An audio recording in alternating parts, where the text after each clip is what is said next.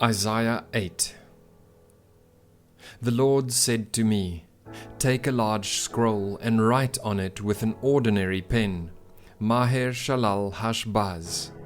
So I called in Uriah the priest and Zechariah son of Jeberechiah as reliable witnesses for me. Then I made love to the prophetess, and she conceived and gave birth to a son. And the Lord said to me, Name him Maher Shalal Hashbaz. For before the boy knows how to say, My father, or my mother, the wealth of Damascus and the plunder of Samaria will be carried off by the king of Assyria. The Lord spoke to me again. Because this people has rejected the gently flowing waters of Shiloh, and rejoices over Rezin and the son of Remaliah, therefore the Lord is about to bring against them the mighty floodwaters of the Euphrates, the king of Assyria with all his pomp. It will overflow all its channels, run over all its banks, and sweep on into Judah, swirling over it, passing through it, and reaching up to the neck. Its outspread wings will cover the breadth of your land, Emmanuel. Raise the war cry, you nations, and be shattered. Listen, all you distant lands, prepare for battle and be shattered. Prepare for battle and be shattered. Devise your strategy, but it will be thwarted.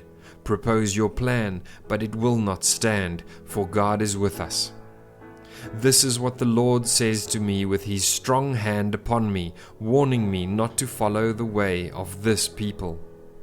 Do not call conspiracy everything this people calls a conspiracy. Do not fear what they fear, and do not dread it. The Lord Almighty is the one you are to regard as holy.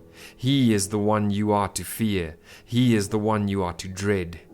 He will be a holy place for both Israel and Judah. He will be a stone that causes people to stumble, and a rock that makes them fall. And for the people of Jerusalem he will be a trap and a snare.